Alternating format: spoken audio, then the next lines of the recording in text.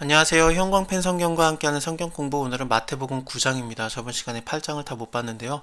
예수께서 건너편 가다라 지방에 가심에 귀신 들린 자 둘이 무덤에서 나와서 예수를 만났습니다. 다른 복음서에는 군대 귀신이라고 나오고, 그 군대라는 말 자체가 그 8천 명 정도의 규모를 말하는 연대급 규모라고 하네요. 그래서 굉장히 힘이 세고 사나워서 아무도 그 길로 지나가지 못할 만한 자들인데, 다른 복음서에서는 좀 자세합니다만 마태복음에서는 그렇지는 않습니다. 그냥 여기서 말하고 싶은 거는 귀신도 예수님을 하나님의 아들이라고 알아보는데, 근데 유대인들은 몰라봤다, 그 말을 하고 싶었던 거죠. 마태복음이 처음부터 못 알아보잖아요. 이렇게 아브라함과 다윗의 자손 예수 그리스도가 나왔는데 우리는 못 알아봤다. 그래서 동방박사가 와서 알아봤는데도 그래도 우리는 못 알아봤다, 그 얘기를 계속 하는 거 아니겠습니까? 그래서 여기도 마찬가지예요. 귀신도 알아봤는데 귀신이 소리 질러서 하나님의 아들이여 우리가 당신과 무슨 상관이 있나이까, 때가 이르기 전에 우리를 괴롭게 하려고 오셨나이까.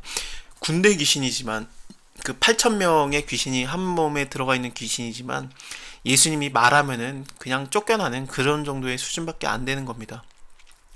예수님이 귀신한테 타격을 받은 적이 없어요. 우리가 좀 오해를 해가지고 그 예수님이 십자가 지신 것도 뭐 사탄이 공격을 해서 그렇다라는 생각을 가지신 분들이 종종 있는데, 그렇지 않습니다. 왜냐하면은 그 십자가는 하나님이 마련해 놓으신 그냥 뜻입니다. 그래서 예수님이 요한복음에서 말하는 것도 내가 죽을 권세도 있고 살 권세도 있는데 내가 그것은 아버지에게 받은 계명이다라는 말도 하시고, 또 십자가 지시기 전에 예수님이 겟세마네 동산에서 기도하실 때도 이 쓴 잔을 옮기소서 하지만 아버지의 뜻대로 하옵소서 그러잖아요. 그래서 십자가 지는 게 아버지의 뜻이었던 겁니다. 그래서 그렇게 죽으시는 거지, 순종해서 죽기까지 복종하시는 거지, 그 사탄의 공격이 아니었던 거죠. 사탄은 오히려 십자가 못 지게 하죠. 그 하나님의 아들이여 네가 한번 스스로 내려와 봐라, 하늘 그 너를 못 구원하냐, 남을 구원하는 자여 네 스스로를 구원하라 하면서 오히려 십자가를 못 지게 하려고 했던 겁니다. 예수님이 자기가 그 하나님의 말씀을 지키려고, 그 말씀에 복종하려고, 하나님의 뜻에 복종하려고 그 죽으신 겁니다. 그래서 요한복음에서는 십자가 자체를 고난이라고 보지도 않아요. 영광이라고 봅니다. 그래서 영광을 아직 받지 아니하신 거로 그런 식으로도 나옵니다. 어쨌든 얼마나 귀신이 힘이 없겠습니까? 하나님과 상대가 안 돼요. 사실 사탄이 쫓겨날 때도 미가엘을 시켜서 쫓아내요. 하나님이 나서지도 않고 여기서 말만 하면은 그냥 쫓겨나는 거고, 또 예수님이 나설 것도 없이 다음 장에서는 12제자 불러가지고 더러운 귀신을 쫓아내게 하는 거거든요. 이들이 아직 그 사도행전이 나오기 전이기 때문에, 그 아직 마태복음이기 때문에 성령도 안 받았거든요. 근데 귀신을 쫓아내요. 그리고 막 그 귀신을 쫓아냈다라는 말이 여기 나오고 그렇습니다. 아예 예수님을 따르지도 않았던 자들이 있잖아요. 그들도 그 예수님의 이름으로 막 귀신을 쫓아내니까 제자들이 그거 보고 우리가 그걸 금하였나이다 그랬더니, 예수님이 그럴 필요 없다, 나를 반대하지만 않으면은 내 편이다, 그렇게 말하실 정도로 귀신이 아주 힘이 없습니다. 우리가 너무 두려워하지 않았으면 좋겠어요. 예수님이 얼마나 센데요. 예수님이 하나님이신데 우리가 두려워할 게 뭐 있겠습니까? 걱정하지 마세요. 자, 귀신을 예수님께서 쫓아내시는데, 일단은 뭐라고 귀신이 요구를 하냐면은 저기 돼지떼에게 우리를 들여보내소서 했더니 그래라 했어요. 그래서 돼지떼들에게로 귀신들이 들어갔는데 온 떼가 비탈로 내달아서 바다에 들어가서 물에서 몰사하고, 그 돼지를 치는 자들이 이 일을 다 말하니까 예수님을 그 지방에서 떠나가기를 강구하는 이런 일이 있었습니다. 그래서 다시 건너오시는데, 결국에는 예수님이 왜 가다라 지방에 가셨냐, 이 사람을 구원하기 위해서 가신 겁니다. 근데 놀랍게도 이 사람을 구원한 다음에 이 사람이 예수님을 따라가려고 하거든요. 근데 따라오지 말고 넌 여기서 그 하나님이 하신 일을 전파하라 그래요. 그래서 성읍이 다 하나님이 하신 일을 알게 되고, 나중에 예수님이 다시 이 지역으로 오시게 되는데, 그때 4천 명이 모입니다. 남자들이요. 그래서 칠병이의 기적이 일어나는데 그것에 근거가 되는 사건이 되는 겁니다. 한 명을 구원하시지만 그 한 명이 한 지역을 다 전도를 했던 거죠. 그래서 다 모여 있던 거예요. 예수님을 알고요. 이 돼지를 친다는 것 자체가 일단은 유대인들이 있는 지역이 아닙니다. 왜냐하면 돼지는 유대인들에게는 부정한 짐승이기 때문에, 그 레위기 율법 때문에 그렇죠. 그래서 만지지도 않고 먹지도 않는데 이방인들에게 팔려고 그 치는 거였거든요. 로마라든지 아니면 로마의 신에게든지 황제든지 그들에게 제사를 드릴 때 돼지는 굉장히 중요한 제물이었기 때문에 이것을 치고 파는 그런 동네였습니다. 이방인들이 많은 동네고, 오병이어의 기적은 유대인들을 향한 예수님의 그 기적이었고, 칠병이어는 이방인들을 향한 예수님의 기적인데, 칠병이어 때 그 사람들이 모인 이유는 아마도 이 귀신 들렸던 자가 고침을 받고 하나님의 말을 전파했기 때문에 그렇습니다. 자, 예수님께서 배에 오르시고 다시 오셨습니다. 침상에 누운 중풍병자를 사람이 데리고 오는데, 이 중풍병자라는 게 그 성경에서는 뭐 중풍병자라든지 문둥병자라든지 좀 저주받은 듯한 그런 뉘앙스가 있었어요. 사람들에게 너 중풍병자야? 뭔가 하나님께 잘못했네. 너 문둥병자야? 하나님께 저주받았네. 그렇게 생각을 하는 거였습니다. 그들이 중풍병자라고 문둥병자라고 다 하나님께 저주를 받은 게 아닌데, 근데 그런 식의 시선이 있었습니다. 그래서 그 사람이 얼마나 괴롭게 살았겠습니까? 그 사람에게 예수님이 네 죄사함을 받았느니라. 이건 영과 마음을 그리고 육을 다 회복시키는 예수님의 말이었던 겁니다. 하지만 서기관들은 이렇게 속으로 말하는 거죠.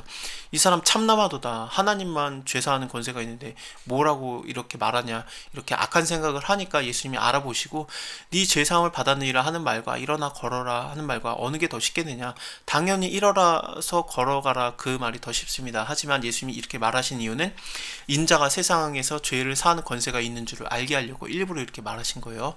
그리고 나서 일어나 침상을 가지고 집으로 가라 했더니 일어나서 갔습니다. 사람들이 놀라고 권세를 주신 하나님께 영광을 돌렸습니다. 예수님께서 거기서 떠나서 이제 가시다가 마테라는 사람을 만나게 되는데, 이는 세관이었습니다. 세리는 그 굉장히 죄인이에요. 그 로마 식민 당시에 예를 들면은 세리에게 너는 그 종로구의 세리다. 거기서 매년 2억을 모아가지고 로마에 바쳐라. 그것만 지키면 돼요.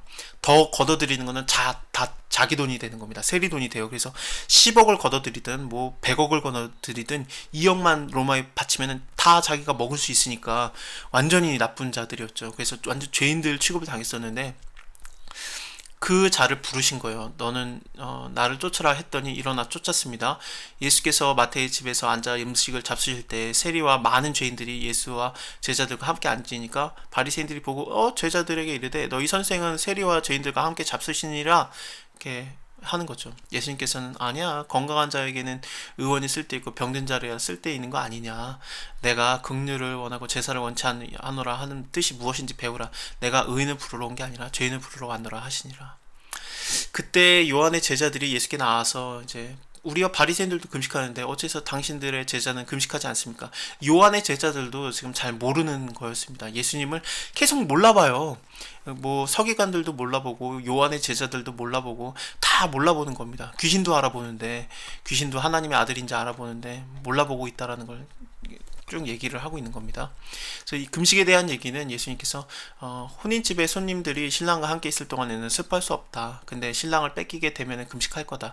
지금은 내가 같이 있으니까, 하나님의 아들 자체가 왔으니까 정말 계시의 폭발이 된 거잖아요. 하나님의 그 나타나심의 폭발이 보여지니까. 근데 그때는 이게 그 슬퍼할 날이 아닌 거죠. 지금은 괜찮다. 하지만 내가 십자가 지게 되면은 그때는 이제 금식할 것이다. 생배 조각을 날 건너서 붙이는 자가 없다. 왜냐하면 옷이 당겨지니까 헤어짐이 더하게 되고 새 포도주를 낡은 가죽 부대에 넣지 않는다. 왜냐하면은 그 새 포도주가 이렇게 불어나면서 그 낡은 포도주를 터트리니까 그렇게 되면 안 된다. 새 포도주는 새 부대에 넣어야 둘 다 보존되느니라. 새로운 시대가 왔다. 그것을 얘기해 주는 것 같습니다. 사실 금식 자체도 이렇게 남한테 보여주려고 하는 게 아니라, 마태복음에서 그 산상수훈 있잖아요. 금식할 때 너네가 뭐 숨어서 해라, 아니면 뭐 티내지 마라, 그런 것들이 있었는데 다 예수님께서 그 하나하나를 얘기해 주시는 겁니다. 그래서 금식도 남한테 보여주려고 하는 게 아니라 필요할 때 하는 거지 아무 때나 하는 것도 아니죠. 예수께서 이 말씀을 하실 때 한 직원이 와서 절하고 가로되 내 딸이 방장에 죽게 되었사오니 오셔서 그 몸에 손을 얹어서 그렇게 하면은 살겠나이다. 예수님께서 이 사람의 말대로 그 믿음이 그 정도니까 일어나서 따라가 주시는 겁니다. 제자들도 가는데, 근데 그 가는 길에 12회를 혈루증으로 앓는 여자가 예수의 뒤에 와서 겉옷을 만졌습니다. 왜냐하면 저 마음에 겉옷만 만져도 내가 구원받는다. 예수님이 우리 집에 올 것도 없고 그 손을 얹어서 기도할 것도 없고 나아라 그럴 필요도 없고 내가 옷만 만지면 낫는다라는 믿음이 있었어요. 그랬더니 그 믿음대로 구원을 받았고 예수님께서 따라 안심하라 너희 믿음이 너를 구원하였느니라 그 믿음의 분량대로 그 구원이 이르렀던 겁니다. 다음에 이어서 볼게요. 감사합니다.